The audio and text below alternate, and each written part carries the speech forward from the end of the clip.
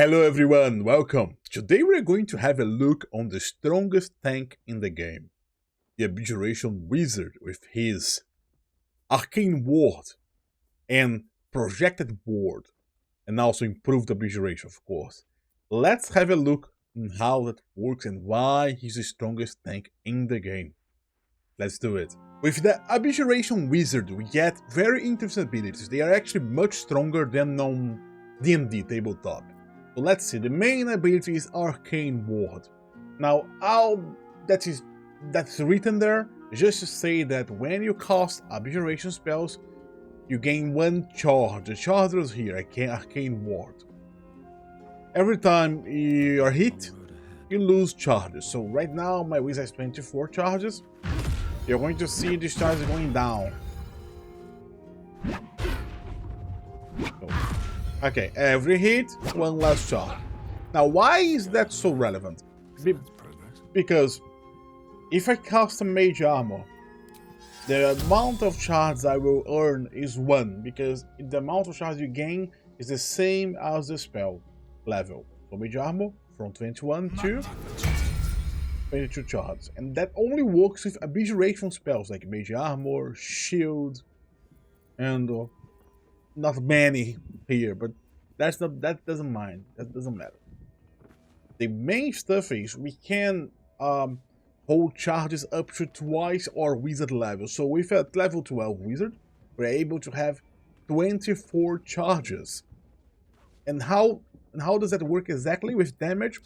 Basically, whenever you take damage, you reduce the total amount of damage by your number of charges, and then you decrease your charges by 1. So my wizard with 22 charges will take 22 less damage from the next attack. And then the charges will go to 21. My monk right now, look at the damage he is able to cause. Watch yourself. That's around 27 damage. And when I hit my wizard, it totally negates the damage. Which is even crazy because it counts.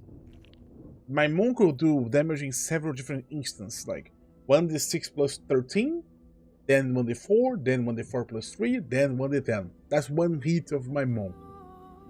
Now, on average, I'm causing more damage than the Arcane Wards here. But since there are several instances of damage on the same damage, it actually is decreasing each of these instances by the amount of charges, but only taking away 1 charge. So you do understand what I mean?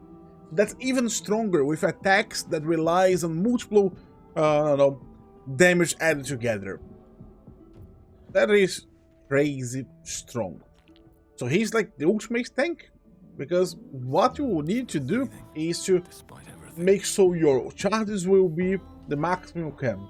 Now you can do that by casting higher level Abjuration spells like I've done here, but you have another ability that says Improved Abjuration. When you take a short rest, your charges increase by your amount of wizard level. So with 1 short rest plus 12, if you take your 2 short rests in a day, then you have 24 charges.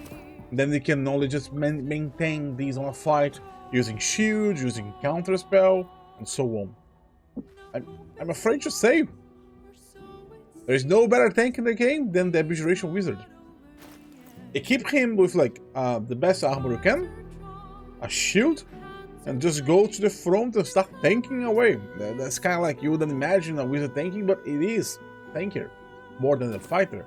If we just steal, Will doesn't have a big armor, but if we just steal some armor, oh yeah, there is 1 armor that you can get, but that's a late game armor, so I'm not going to talk about that. You can maybe make him so he will have 1 level of cleric. There's 1 level, there's 1 less charge, but still, with 1 level of cleric you can get a full plate and a shield, right? Or maybe you can use some of your feats to get them. The thing is, be on the front, just laying the pain to everyone. I mean, tanking the pain at least. And you're still a wizard, you're still throwing fireballs and firewalls.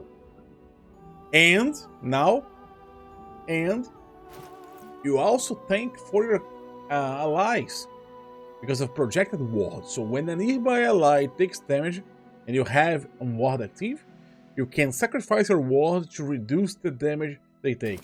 So let's see how that works. My monk will hit. Maybe let's see if he can hit Lae'zel. Yeah. So we're going to use it. Lae'zel didn't take any damage. I mean, she took some damage.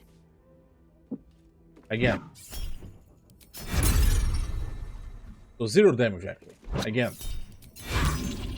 Oh, now I've chosen shield of her. Right, again. Oh, one more time. I have 17 charges. Now she took 3 damage. Watch yourself. So you can't tank for your companions. Do you use a reaction for that? That's your next question, right? And you don't. It is on the Reacts tab, of course, because it needs to ask you if you want to do it or not. Like here. Oh yeah, use your reaction, at least that. So you use your reaction, at least that. But if you have an ally taking hit, you can tank for him. So that makes even more strongest tank in the game, the Abjuration Wizard. Who would have imagined, right? Yep. So just make a buff wizard. You don't even need this because unless you want to concentrate on some spell. And so if you take some classes that can use armor, you don't even need to dip on cleric or take feats. You can just use the armor. And late game, you actually get armors that you can use without having proficiency. Very strong armors. Now, what I have done now is I have multi-classes with Warlock, so I can get the spell Armor of Agatis. That now you can't get the feat Magic Initiate Warlock because that won't give you the spell. We will only give you one level 1 cast of the spell per day, and we actually want to upcast it. Why do we want to do that? Because Armor of Agatis will gain you 5 temporary hit points and you deal 5 cold damage to any creature that attacks with a melee attack. But when you upcast that to level 6,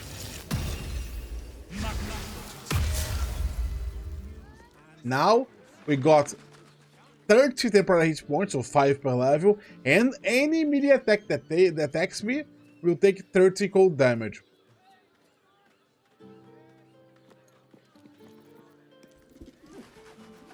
Now, let's hit this guy.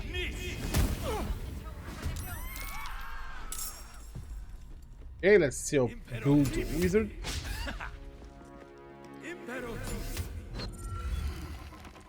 I can ward. Don't forget it's still there. Let's just match missile someone. Let's just Eldritch Blast the guy. Counter spell, that's alright. You can counter spell if you want. I'll pop out those. Now that guy hit and took 30 cold damage and Armor of Agatis is still here.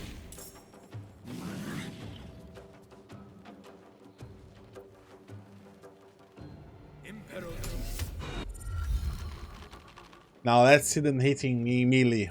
That's what I want to see. I'll just pass my turn. This guy hit me, took 30 points of damage, and Armor of Agatis is still here. My ward is going down, now it's on 15 charges, but I should have 29 temporary hit points. Now Armor of Agatis is saying wrong, says that if hit with a melee attack, the attacker takes 30 cold damage and this effect ends, but that's not what Armor of Agatis does. Even on D&D and here, the effect ends when you lose all the temporary hit points that you had from Armor of Agatis. So having our ward to protect our temporary hit points makes so our Armor of Agatis will tank ever more. I mean, we are going to tank with the ward, and the Armor of Agatis will deal tons of more damage. I'm just going to keep Eldritch Blast. I'm very bad with Eldritch Blast because it's still a charisma based, if I'm not mistaken. Even though it took my as Warlock. So I could have been doing anything, I just want you guys to see the melee damage. The guy killed himself without hitting us, and we still have 60 hit points. Now it will fall. Yeah. Now we don't have Armor of Agatis anymore. But you see how interesting it is. That's because we didn't keep casting Abjuration spells, but if you keep casting more Abjuration spells, and you can increase your armor, your wards more, so you can make so your armor forgets will last even more. And that's actually not the best fight for the armor forgets one, because only 1 melee attack and then the elemental, and well. And these two guys are ranged. But yeah, pretty cool. It's a nice interaction so you guys can know. So if you liked the video, leave a like and subscribe to the channel. Ciao.